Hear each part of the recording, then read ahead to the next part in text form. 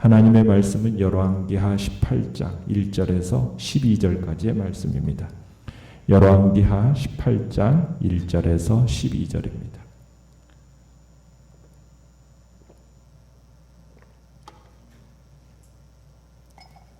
열왕기하 18장 1절에서 12절까지 우리 한 목소리로 같이 읽겠습니다. 시작.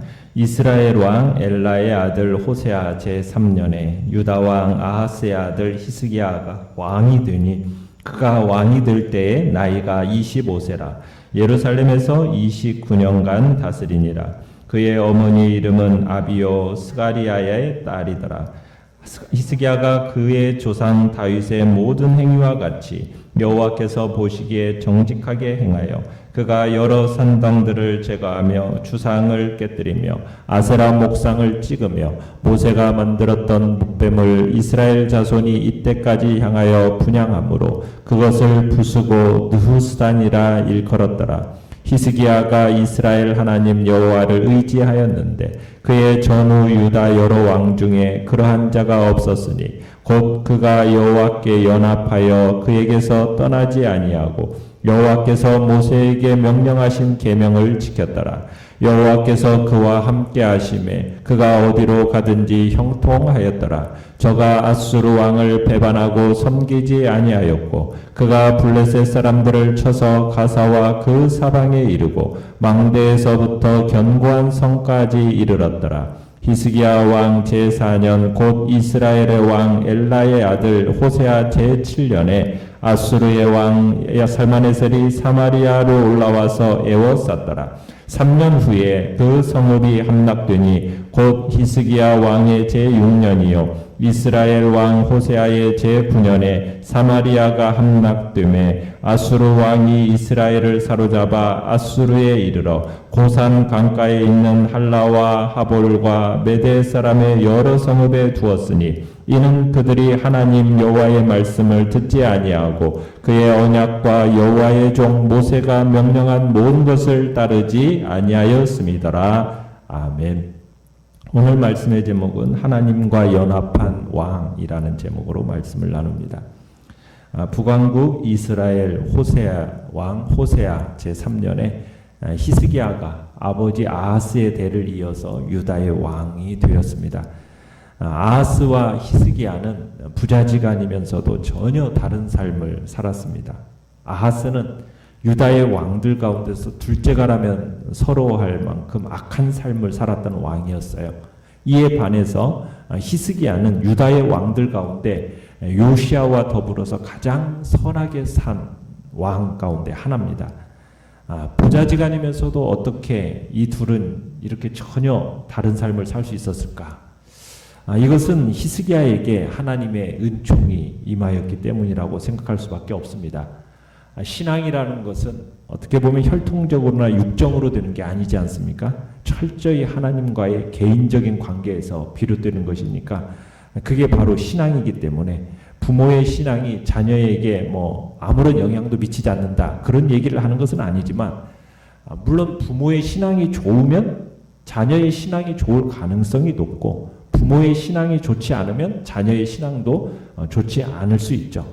그러나 부모의 신앙에 따라서 자녀의 신앙이 자동적으로 좋아지거나 나빠진다 이렇게 말할 수는 없습니다. 부모와의 관계도 중요하지만 그보다도 더 중요한 것이 뭐냐면 그 개인이 하나님과 어떤 관계를 맺고 있느냐 이게 중요한 거거든요. 그래서 우리는 부모로서 마땅히 선한 삶을 삶으로 자녀들에게 본을 보여주는 것 그것도 마땅한 바이지만 자녀들로 하여금 그들 스스로 하나님 앞에 바른 관계를 맺도록 가르쳐야 할 책임이 또한 있다는 얘기입니다. 자, 내용과 문제 1번을 보시면 히스기야는 몇 세에 남유다의 왕이 되어 몇 년간 다스렸습니까?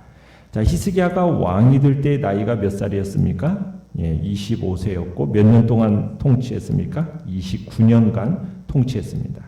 자, 그런데 3절에 보시면 히스기야는 그의 조상 다윗의 모든 행위와 같이 여호와께서 보시기에 정직하게 행했다 이렇게 평가를 받고 있습니다.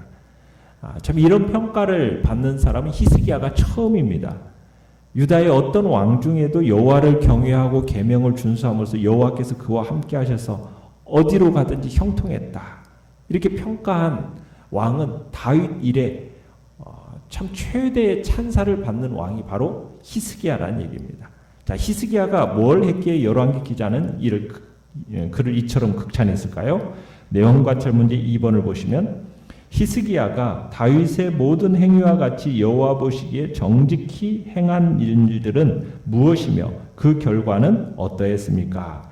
자, 히스기야는 하나님의 백성들 하여금 범죄에 빠지게 만드는 고질적인 문제가 있었죠. 그게 뭐였습니까?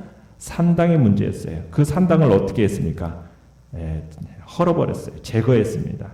자, 그리고 우상으로 섬기는 돌기둥들을 부숴버렸습니다. 그 다음에 아세라 목상을 찍어버렸죠.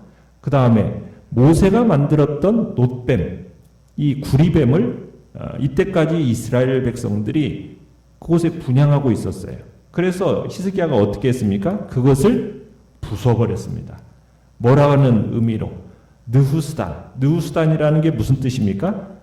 놋조각이라는 뜻이거든요. 그러니까 놋조각이라는 의미로 이 느후스단을 구리뱀을 산산조각 내서 깨트려 버렸습니다. 우리는 여기서 히스기야가 모세가 만든 이 구리뱀을 부순 사실에 주목할 필요가 있어요. 이 구리뱀이라는 것은 모세가 만든 바로 그 구리뱀입니다. 역사적으로 매우 중요한 가치가 있다는 얘기죠. 이 구리뱀이 어떤 구리뱀입니까? 출애굽한 이스라엘 백성들이 광야에서 하나님을 원망했다가 하나님의 진노를 사서 하나님이 보내신 불뱀에 의해서 물려 죽게 되지 않았습니까?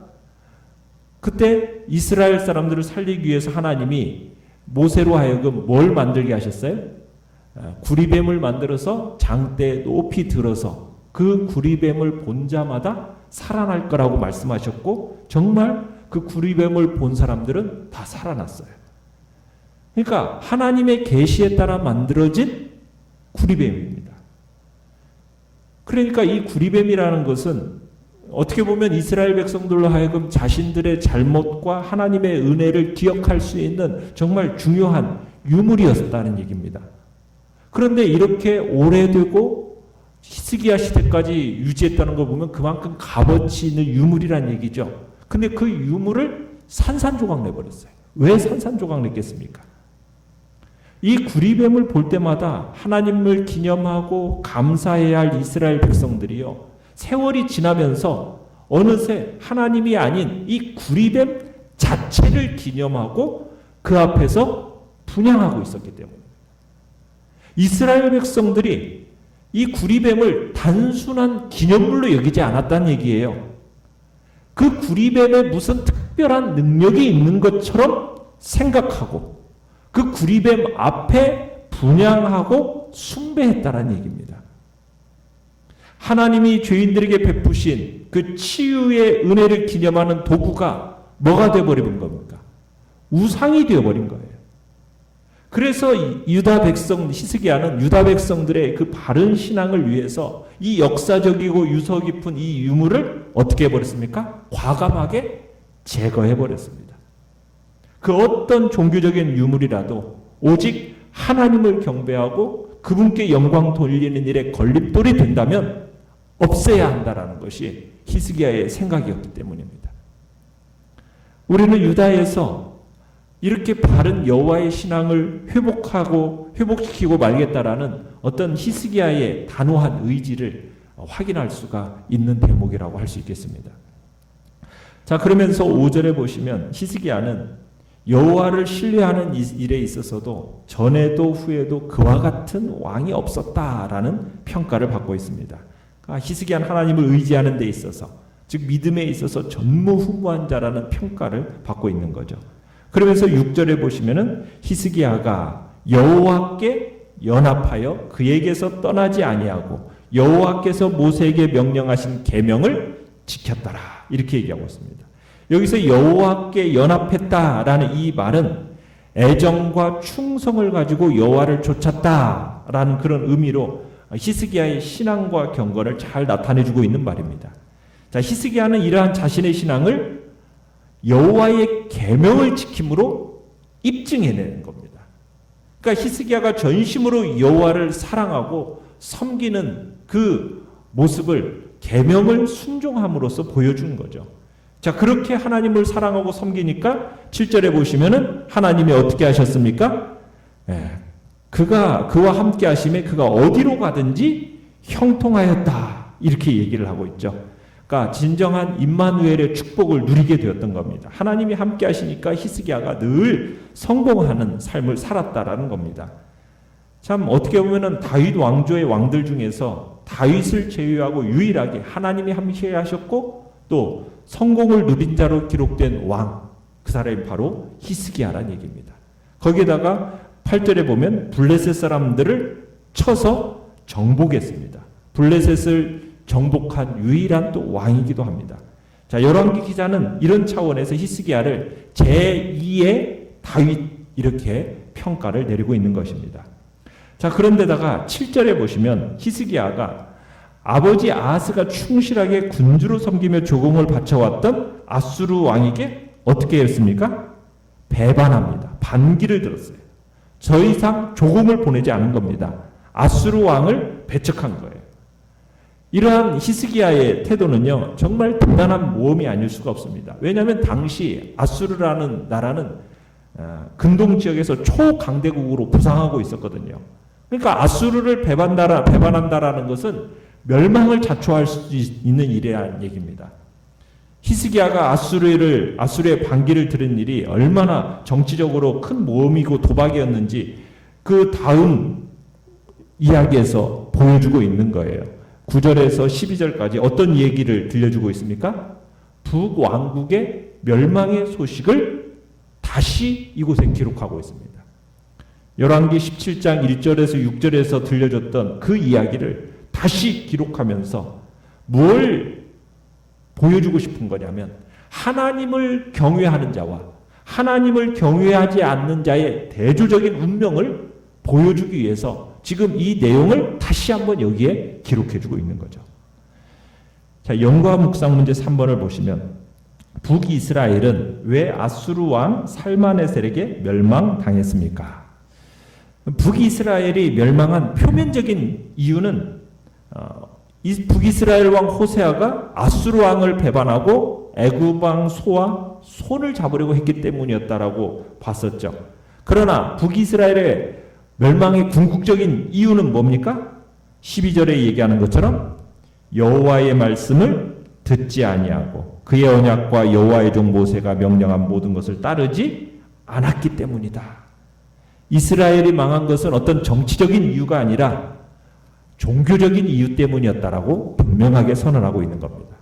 그러나 히스기야는 어떻습니까? 이스라엘의 삶과는 정반대되는 삶을, 완전히 반대되는 삶을 살았다는 얘기입니다. 하나님의 계명을 준수함으로써 하나님과 연합되어 있었던 히스기야, 그가 하나님을 의지하면서 아수르 왕을 섬기지 않았던 겁니다. 유다에게는 어떤 위기가 와도 헤쳐나갈 수 있다는 확신이 이 히스기야에게는 있었다는 거예요. 하나님이 우리와 함께 하신, 유다와 함께 하실 거라는, 하나님이 함께 하실 거라는 그 히스기야의 믿음. 결국 이 히스기야 시대에 두 번에 걸쳐서 아수르가 공격해 옵니다. 사네립의 침공을 받게 돼요. 그러나 히스기야 시대 때 유다는 멸망했습니까? 안 멸망했습니까? 아수르에 의해서 멸망하지 않았어요. 지켜냈어요. 그에 비해서 북이스라엘은 어떻게 됐습니까? 아수르에 의해서 멸망했습니다. 이유가 무엇이겠습니까? 두 나라의 대조적인 운명이 뭐에 의해 있는 것입니까? 하나님에 대한 대조적인 자세에서 찾을 수 있는 거예요. 북이스라엘이 멸망한 원인은 하나님의 언약을 배반하고 하나님의 말씀에 불순종한 데서 찾고 있는 거고, 남유다 히스기야가 아수르에 승리한 원인은 어디에 있는 겁니까? 하나님과 연합해서 그의 계명에 순종함으로 아수르에게서부터 승리할 수 있었다는 얘기입니다. 하나님에 대한 두 태도가, 두 왕의 태도가 결국에는 나라의 운명을 갈랐다라는 것을 지금 오늘 본문은 우리에게 보여주고 있는 거죠. 느낀 점 4번을 보시면 아수르 왕을 배반하고 하나님과 연합해 형통한 길을 갔던 히스기야를 보며 무엇을 느낍니까? 하나님과의 관계에 지장을 주는 것이라면 아수르 왕을 섬기지 않고 나는 하나님만을 섬기겠다 이렇게 결정한 어떻게 보면 히스기야의 그 용기를 우리는 느끼게 되는 겁니다. 하나님과 연합된 자, 아무도 해할 수 없다. 하나님과 연합된 자는 이미 하나님과 하나 된 존재이니 그 하나님을 누가 대적할 수 있겠는가? 아무도 대적할 수 없다는 거죠. 하나님을 대적하는 자는 어떻게 되는 겁니까? 파멸만 있을 뿐이에요. 세상적으로 아무리 강력한 힘을 가진 자라 할지라도 하나님이 치시면은 하루아침에 망하게 되는 거예요. 그러니까 하나님과 연합된 자는 안전할 수밖에 없는 겁니다. 우리가 하나님과 연합해서 우리가 하나님과 동행하며 가는 그 길에 우리를 대적하는 자들, 그들의 손이 우리에게 미치지 못한다라는 사실입니다. 하나님과 연합한 성도는 그들의 손이 우리에게 미치지 못하도록 하나님이 보호해 주시기 때문입니다. 천만인이 나를 둘러치려 한다 할지라도 둘러치려 하여도 나는 두려워하지 아니하리라고 노래할 수 있는 것이 하나님과 연합하여 동행하는 자의 담대함인 거죠. 그러면서 하나님과 연합한 자는 어떠한 삶을 산다고요? 그의 계명을 지켜 순종하는 겁니다. 이 율법책을 내 입에서 떠나지 말게 하며 쥐하로 그것을 묵상하여 그 가운데 기록한 대로 다 지켜 행하라. 그리하면 내 길이 평탄하게 될 것이라 내가 형통하리라. 하나님께서 여호수아에게 주셨던 말씀이죠. 여호수아 1장 8절에서 하나님의 말씀, 하나님과 연합한다라는 것을 표면적으로 보여주는 건 무엇입니까? 하나님의 율법을 그 입술에 두고 지켜 순종해 나가는 것이거든요. 하나님의 약속을 믿고 하나님을 연합함으로 살아가는 자, 늘 안전하고 형통한 삶을 살아간다라고 지금 우리에게 말씀하고 계시고 그러한 삶을 살아가기를 주님은 기대하고 계시는 것입니다. 결단과 적용 5번을 보시면 요즘 나는 하나님을 떠나 있습니까? 아니면 하나님과 연합해 동행하고 있습니까? 하나님과 한편이 되기 위해 하나님과의 관계를 바로 세우기 위해 내가 정리해야 할 것은 무엇입니까? 주님 앞에서 또 우리의 삶을 돌아보시면서 새롭게 결단하시길 바랍니다. 오늘의 기도 같이 읽겠습니다. 시작. 제 안위를 도모하고자 불의와 손잡지 않으며 언제나 주님과 연합하여 주님 편에 속한 자 되게 하소서.